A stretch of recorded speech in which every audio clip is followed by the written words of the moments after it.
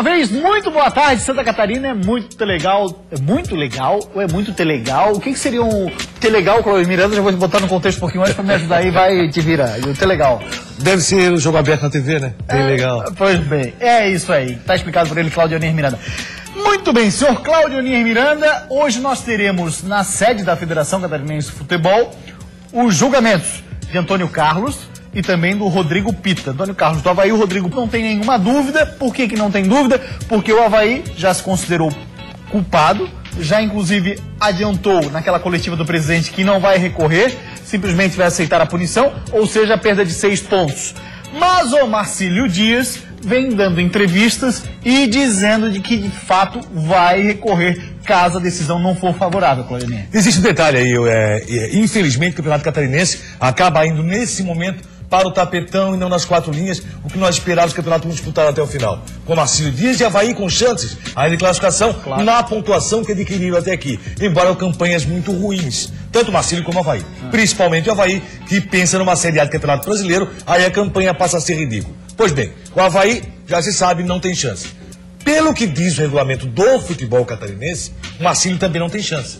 O tribunal, pelo regulamento do futebol catarinense, não pode julgar de outra forma. O regulamento é muito claro. O jogador é obrigado a fazer o contrato profissional um dia após completar 20 anos. Era o caso do Rodrigo Pita. Rodrigo Pita. Pois bem, Rodrigo Pita fez contrato profissional? Não fez. Qual é a diferença que tem aí? É que Rodrigo Pita não entrou no gramado, não jogou. E por isso, entendo o STJD que o fato de não ter jogado, o que criou uma jurisprudência, dos casos de América Mineiro e do Cruzeiro, não dá perda de pontos. E aí o Marcílio, nisso, está acreditando que vai sair vencedor do tribunal. Se o tribunal julgar na luz do regulamento, não tem como o Marcílio manter os seus pontos. Vai perder 6 pontos. Se o tribunal julgar pensando na jurisprudência da CBF, aí sim é possível o Marcílio manter os pontos. Pois é, aí acontece o seguinte, Claudio. Caso o Marcílio Dias, vamos fazer a base de hipótese aqui, evidente. Marcílio Dias perdendo hoje, o trâmite recorre já julgado amanhã ou não? Recorre, parece que já está tudo mais ou menos costurado, até porque o campeonato está em andamento. Nós temos no final de semana o início do hexagonal e o início do quadrangular da morte, aí para o pleno fazer o julgamento. O pleno aqui de Santa Catarina. Tá, perfeito. O pleno TJD, que é o número maior de editores. Aí o que acontece? Bem, o pleno tem o mesmo entendimento que teve o primeiro julgamento. Tá. Aí o Marcílio recorre ao STJD. E esse julgamento poderia acontecer depois de já ter sido jogados 2 rodadas. Tanto o quadrangular da morte como o hexagonal. Que pararia o campeonato e obrigaria a nós termos, a partir daí, dependendo do entendimento do STJD, 3 rodadas por semana.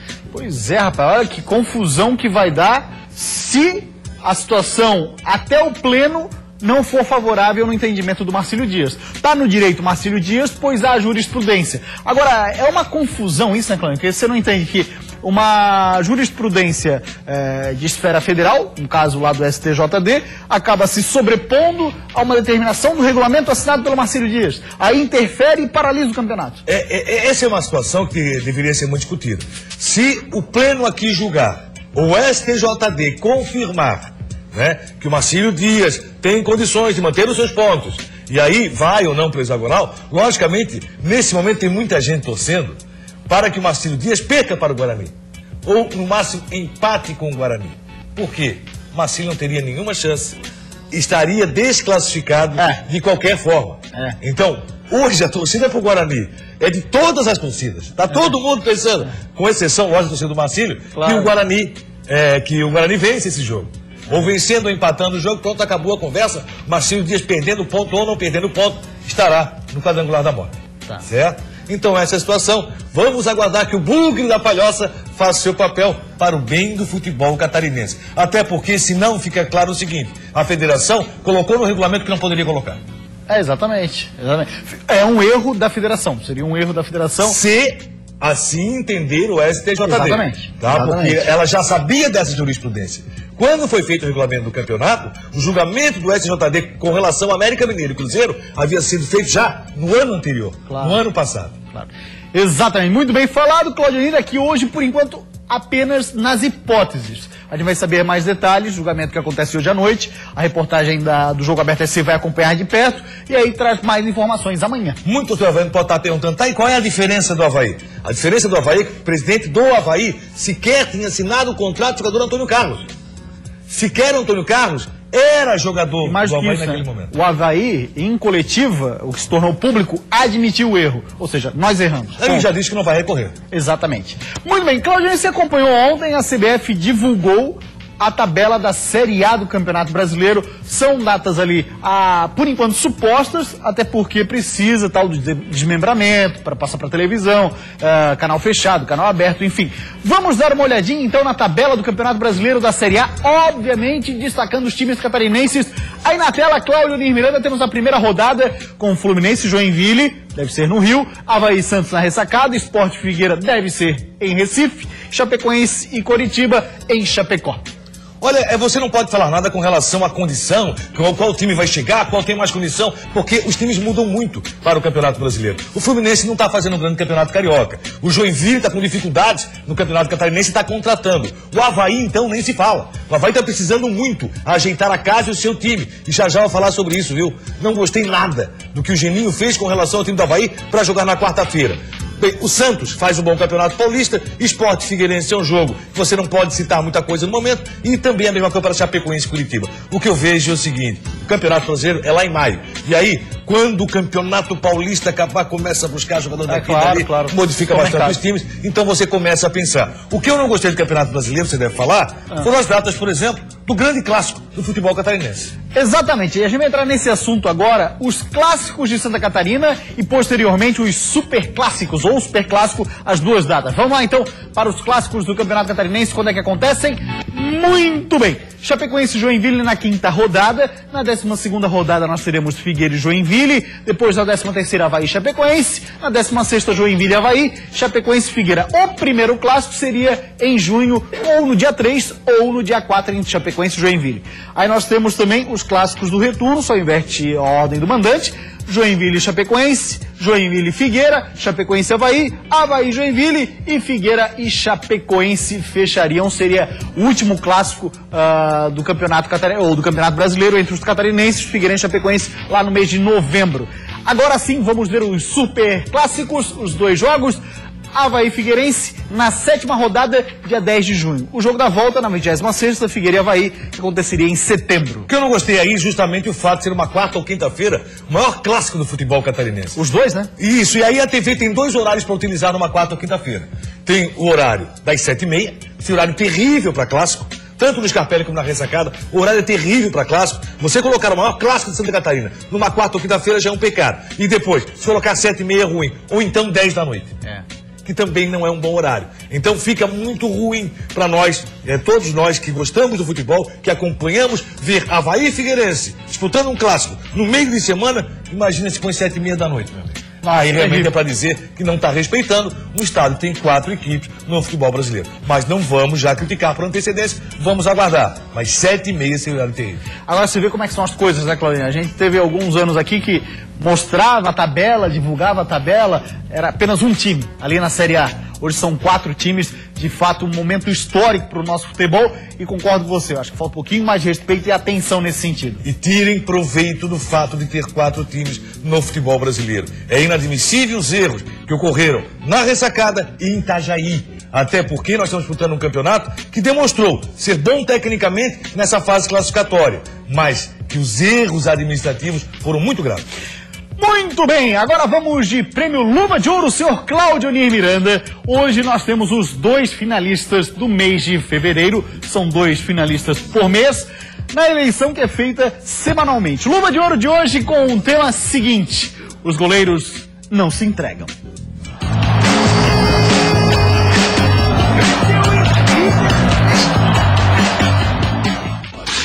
Tem certos momentos em que a gente tem que ser forte, não pode se entregar. Tipo esse cara que até o último instante não se entregou e não levou o tombo. Vê de novo.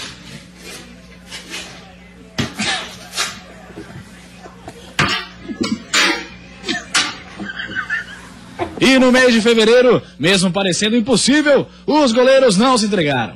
O vencedor da primeira seletiva foi Fernando Henrique. A zaga deu brecha, mas ele não se entregou na tentativa do metrô.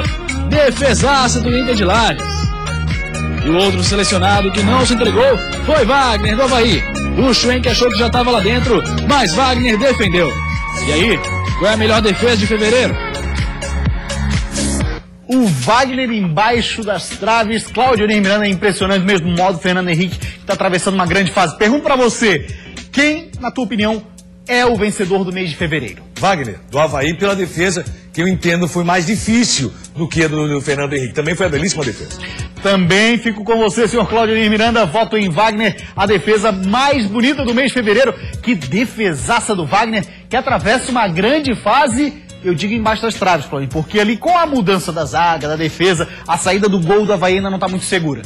Ah, não tá nem um pouco segura. E, aliás, é um problema que o Geninho tem que consertar rapidamente, mas optou por time misto para jogar com o Internacional. Já já o Cláudio Miranda vai falar sobre isso, o time do Avaí que treinou hoje de manhã, e tem muito mais aqui no Jogo Aberto SC. Afinal de contas, essa é a casa do futebol de Santa Catarina. Olha o que vem depois do intervalo. Para um jogo que não vale nada, Figueirense tem uma lista bem grande de desfalques. O elenco é muito bem qualificado, em cada posição tem uma disputa muito boa, muito sadia. Apesar de estar perto do hexagonal, o Carvoeiro ainda não garantiu matematicamente a classificação. A gente necessita do próximo resultado para poder entrar no hexagonal. O Avaí teria plenas condições de entrar no hexagonal e disputar mano a mano com qualquer outra equipe o título. Tinha 5 minutos, 10 minutos, 15 minutos, ele não conseguiu tomar, e aí eu tive que realmente fazer o que estava dentro do planejado. Todos os times de Santa Catarina num só programa. Isso é Jogo Aberto SC.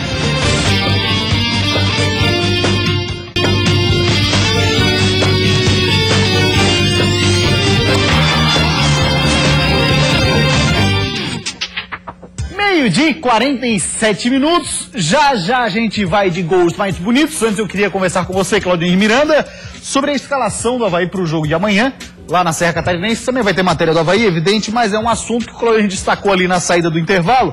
É importante a gente falar então. O Avaí vai a campo, segundo treinamento desta manhã, lá no CFT, com Diego, Renato, Felipe Maia, Jesse e Eltinho, o Eduardo Neto, o Revson, Renan Oliveira, Marquinhos, Edinho e Rômulo, Claudio. Já tem uma alteração nesse time, hein? Já? Tira o Edinho. É mesmo? Bruno Mendes tá de volta no ataque do Avaí. Olha só. Cara, eu não sei que palavra definir para o técnico Geninho, com todo o respeito que ele merece, por ser um profissional de muita qualidade. Tá com o burrinho na sombra. Campeão, burro na sombra, esse pode ser um problema. Uns 50 do Geninho, assim, ó. Qual é o problema, Geninho? O porquê que o Avaí não vai com o seu time principal a Lages? Na última declaração de Geninho, meu time está crescendo. Meu time está ganhando padrão de jogo. Meu time está encaixando. Isso a gente vem falando desde o jogo contra o Marcelo. Se isso tudo está acontecendo, mantém esse time que vai para o quadrangular da morte. O futebol é sério. Com o futebol não se brinca. Dá uma bobeira e classifica e acaba caindo. Ou um Criciúma ou um Joinville, o que pode acontecer. Sim. E aí, o Avaí vai ter um adversário muito forte no quadrangular da morte. Sabe o que me deu a impressão? Porque assim, explica, Claudinho, só para o torcedor que pegou o bonde andando, que o Avaí vencendo o Inter de Lages, fica numa situação mais segura. Fica no quadrangular. Exatamente. Certo? E não corre o risco de um Criciúma ou Joinville. Ah, mas Joinville perder para Chapecoense em casa, vai deixar de empatar? Não sei. É futebol. Eu também não estou dizendo que o Avaí vai perder. Sim. Mas o que eu estou achando muito estranho é essa escalação do Avaí. Porque eu esperava um Avaí que fosse programado com a raça, com a força que tem o seu hino. E que o torcedor gosta tanto de dizer que o Avaí é o time da raça. Esse Avaí é o time que faz coisa.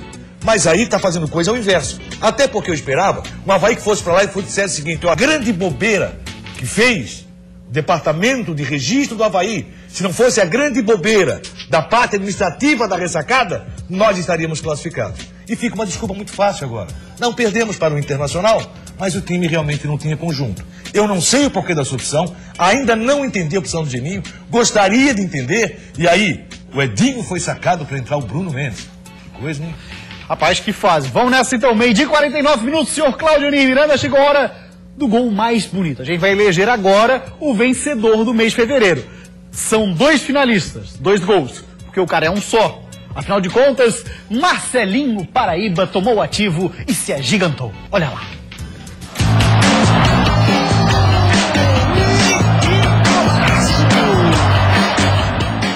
Quando você não espera muito de alguém, pode se surpreender.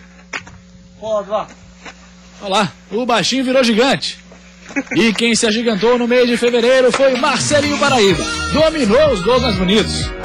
No primeiro contra o Metrô, ninguém acreditava num chute daquela distância. Ele ainda fintou mais o jogador e meteu golaço pro Inter de Lages.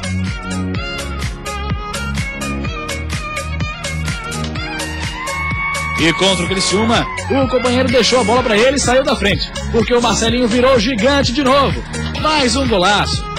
E aí, qual é o gol mais bonito de fevereiro? Rapaz, que grande dúvida que nós temos, Claudionir e Miranda. 2 gols muito parecidos, 2 belíssimos gols. É certo uma coisa, Marcelinho Paraíba vai ganhar. E o Avaí enfrenta o Marcelinho Paraíba, lá em Lages, nessa quarta-feira. Olha aqui, ó. Eu fico o primeiro gol pela finta, no adversário o chute. Também fico sim com o primeiro gol. Belíssima finta do Marcelinho Paraíba. Olha lá, limpou a jogada. Jogo contra o Metropolitano? Metropolitano. É isso aí. Pataço, um canhonaço de canhota, passou ali zunindo, né, no ouvido do zagueiro. Rapaz, ó, aquele barulhinho. Então, Marcelinho Paraíba, vencedor do mês de fevereiro, terá a possibilidade de ganhar o prêmio de gol mais bonito do ano lá no fim de 2015, em dezembro, quando será eleito aqui pelo Jogo Aberto EC em votação popular, como já vem acontecendo. Muito bem, vamos agora falar do Figueirense, que entra em campo amanhã jogando contra o Metrobala. O Figueira terá para essa partida aquela famosa mescla, né? É o mistão quente do furacão. Aquele treino pós-jogo, só os que não jogaram o clássico todo foram pro campo, preparação para um jogo que não vale nada. Esse foi o clima da segunda-feira no CFT do Cambirela, mas vale uma atenção especial nesses jogadores. Afinal de contas, muitos deles devem estar em campo na quarta-feira. Isso porque a lista de desfalques do Agel é bem grande. O Marcão deixou o clássico sentindo dores no tornozelo, o Mazola com tendinite no joelho e o Paulo Roberto sentiu um desconforto na coxa. E olha que a lista de desfalques não para por aí. Some a isso as lesões de Ricardinho e Jefferson e as suspensões de Thiago Heleno e William Cordeiro. Parece ruim? Não para eles. Afinal de contas, é em chances como essas que eles mostram que podem ser titulares. Nós temos que aproveitar essas oportunidades, até porque o elenco é muito bem qualificado, em cada posição tem uma disputa muito boa, muito sadia. Então eu creio que quem entrar nessa próxima partida também vai entrar pensando em dar o seu melhor para buscar o seu espaço na equipe. O Fabinho, por exemplo, era reserva no início do ano. Entrou no time contra o Jack na vaga do França, suspenso naquela rodada. E desde então não saiu mais. E não interessa para ele se o jogo de quarta-feira vale muito ou pouco, e sim estar em campo. Quero aproveitar todas as oportunidades que tiver, né? Se o professor optar por mim, eu tô à disposição para ajudar a equipe. Fabinho foi bem demais no clássico, hein, Claudio? Surpreendeu muita gente. Foi muito bem, surpreendeu a todos, até porque foi deslocado em vários momentos na improvisação que teve que fazer o técnico Argel do Figueirense nesse clássico. Mas ele se comportou muito bem durante todos os momentos da partida e é mais uma grande opção que ganha o treinador do Figueirense. Vamos agora de Facebook, a rapaziada tá interagindo conosco, a galera da Figueira colocou, ou galera do Figueira, que não deixa de ser da Figueira também, a galera do Figueira botou um recado lá, Alex Muralha vai ser um dos melhores goleiros do estado. Concorda com o Max Roberto, Claudionir? Vive um bom momento, já é titular absoluto, não tem discussão na equipe do Figueirense, ainda tem aquela questão da saída de gol. Mas aquilo que você falou pro Wagner, vale também pro Alex Muralha. Ele ficou muito tempo parado, estava fora do time. E agora resta adquirir a confiança necessária nos dois zagueiros, que vai se mantendo. O jogador Marquinhos e também Thiago Heleno, mas para esse jogo já é uma zaga diferente. Isso complica um pouco pro goleiro. Na sequência, no hexagonal, ele deve realmente ganhar toda a sua forma. Na defesa do Figueira, quem também tem me agradado muito, viu, Claudionir? Não sei é você. O Leandro Silva, lateral direito, vem fazendo partidas de forma regular. É um cara que mantém uma média muito interessante. Começou mal o campeonato, cresceu demais, Leandro Silva. Hoje já não se discute mais a questão lateral direita, a preocupação passou a ser lateral esquerda, tanto é que o Cereceda vem aí justamente para colocar o carro nos eixos. Vamos agora falar do Marcílio Dias e para falar do Marinheiro, a honra quem nos dá é Zélio Prado. Vai falar um pouquinho sobre o julgamento, né, Zélio? Boa tarde. Boa tarde, Gustavo. Boa tarde, ouvintes do Jogo Aberto. Olha, gente, Marcílio Dias hoje pensa somente em tribunal, né? Marcílio está com esperança de que vai conseguir que aquele parágrafo único que foi anexado ao artigo 27, que ele vai conseguir dobrar os auditores aqui do tribunal. Eu, sinceramente, não acredito. Eu acho que, na minha opinião, o Marcílio perde aqui, e eu conversei com o Dr. Rodrigo Capello, ele disse que no Rio de Janeiro já, em função de outros precedentes, o Marcílio Dias pode até sair vencedor. Então vamos aguardar, e nós aqui de Itajaí, certamente torcendo aí para o Marcílio Dias, para ver se o Marcílio consegue uma vitória hoje. Mas é muito difícil. Um abraço a você, Gustavo, e aos telespectadores do Jogo Aberto. De Itajaí, Zélio Prado. Grande abraço pro Zélio Prado, parceiro Jogo Aberto SC. Grande abraço, companheiros da Rádio Difusora. Zélio conhece muitos bastidores da federação. Trabalhou um bom tempo lá, né? Muito tempo. Grande abraço pro Zé. Cláudio Oni, já falou bastante sobre o julgamento, eu sei. Mas uma coisa é importante. Primeiro de tudo, o Marcílio precisa vencer o Guarani amanhã. É lógico, e por isso eu falei que pro bem do futebol catarinense, a maioria tá torcendo pelo Guarani, meu amigo. Porque daí vai evitar... Que aí não dá qualquer complicação. O campeonato não para, né? Eu fico pensando, rapaziada, que tem o direito de transmissão, né? Essa hora tá com bandeira do Guarani e tudo pra evitar. Por isso que eu digo também, se o Avaí tivesse feito uma boa campanha, nesse momento, mesmo perdendo 6 pontos, estaria na briga. Falando em Avaí, o técnico Geninho lamenta isso, viu, Cláudio, na entrevista coletiva. O excesso de erros do Leão durante todo o início da temporada 2015. O clima no Avaí é de arrependimento. Sabe o famoso "se"? Pois é, foi o que o Geninho usou para avaliar a campanha do Avaí nessa primeira fase do estadual. Que se tivesse, de repente, começado melhor o campeonato, não tivesse vacilado em alguns resultados no começo do campeonato, não tivéssemos tido aquela infelicidade de perder alguns pontos, o Avaí teria plenas condições de entrar no hexagonal e disputar mano a mano com qualquer outra equipe o título. Mas para o Marquinhos, que começou o campeonato só no clássico, a avaliação do desempenho foi positiva. Correu, marcou, criou e fez até gol. Foi uma volta legal. Um gol contra eles é sempre bom, né? E é importante. Para quem não fazia, agora já tá virando costumeiro fazer, né? Jogador fundamental no empate diante do Figueirense, Marquinhos Santos fez questão de conversar com todos os jogadores do elenco e motivá-los para o quadrangular da morte. Ídolo Azurra, o camisa 10 e capitão, quer uma equipe focada para provar a grandeza do Avaí no estado. Enquanto eu tiver força, enquanto eu tiver o coração pulsando e o sangue azul batendo forte, correndo nas minhas veias, ninguém vai matar a gente por véspera, até porque a gente não é peru de Natal para morrer na véspera.